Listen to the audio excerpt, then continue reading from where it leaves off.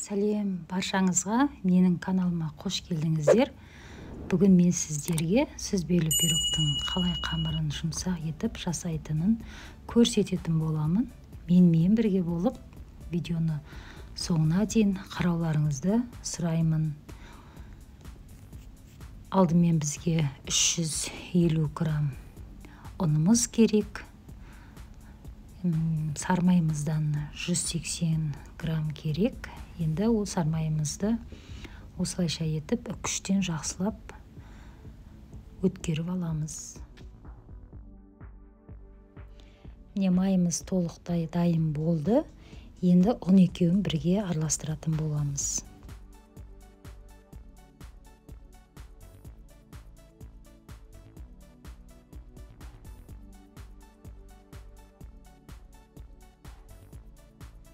Ұнымызды толық майымызбен араластырдық. Енді 125 граммдай қант ұнтағын салып, тағы да осылайша етіп араластырып аламыз.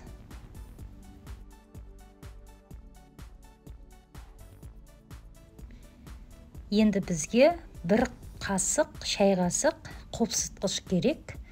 Соны да салып араластырып аламыз.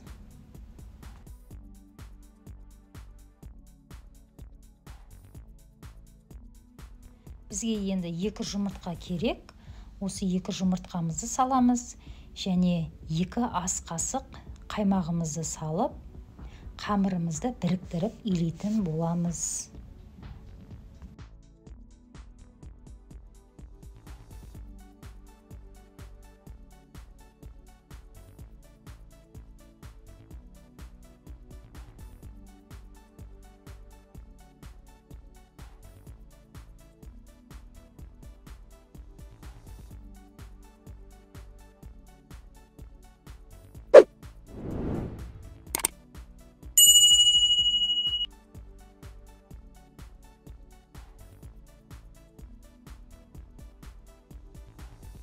Көріп тұрғандай қамырымыздың бәрін біріктіріп иледік. Осындай жұмсақ болу керек.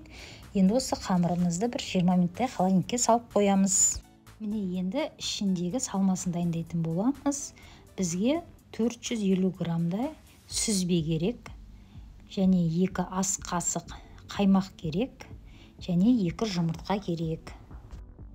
Келесіде 125 грамм қантымызды салып, блендерменен бір масса болғанша араластырамыз.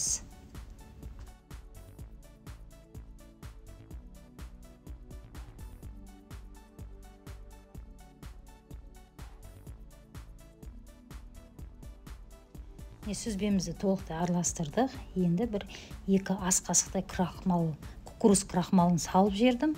Бұл жерде енді кукуруз крахмалы өз формасын жақсылап ұстап тұру үшін осылай салып жүрсеңіздер де болады. Ендігіде мана дайын қамырымызды 2 бөлікке бөліп аламыз. Біреуін үлкен, біреуін және кіші бөлікке бөлеміз.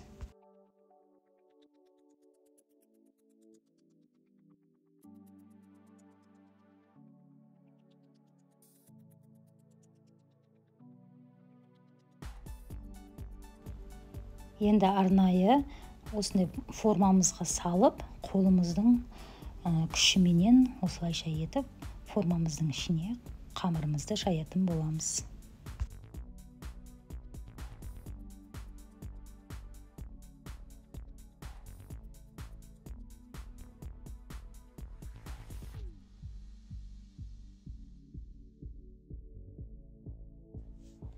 Қамырымыз міне толық дайын болды. Енді шанышқының көмегіменен осылайша етіп мен кесіп алдым. Дайын тұрған анағы сүзбемізді қамырымыздың ішіне құямыз, толықтай барлығында.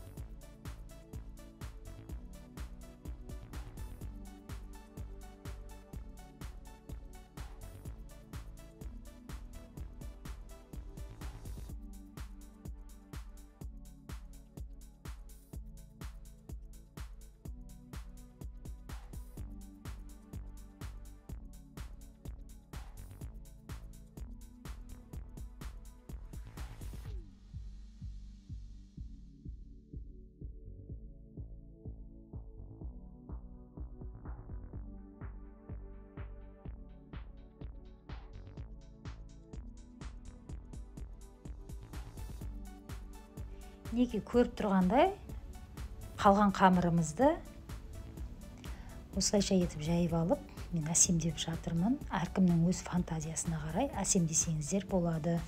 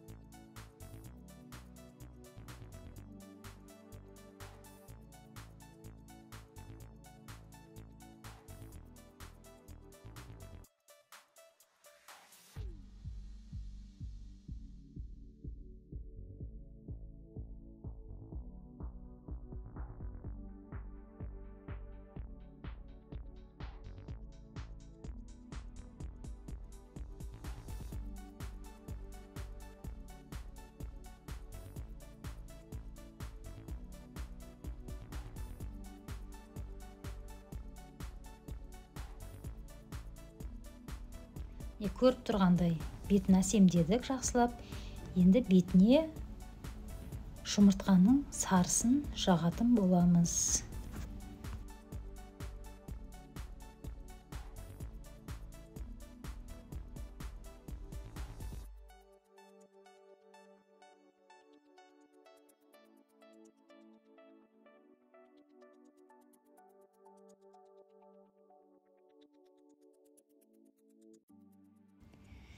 Енді духовкаға 180 градуста 45 минут пісіріп аламыз. Толық пирогымыз пісті.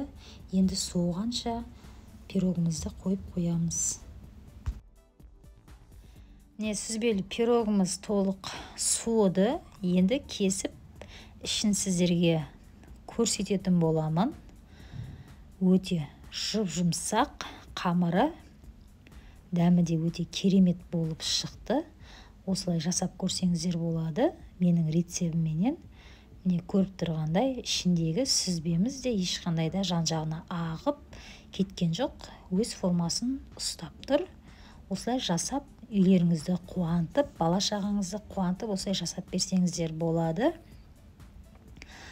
Ал менің осы жасаған әрбір астарым сіздерге ұнаса, маған қолдау көрсетіп, комментария жазып, достарыңызға менің видеоларымды жіберіп қойсаңыздар, өте қуанып қалар едім.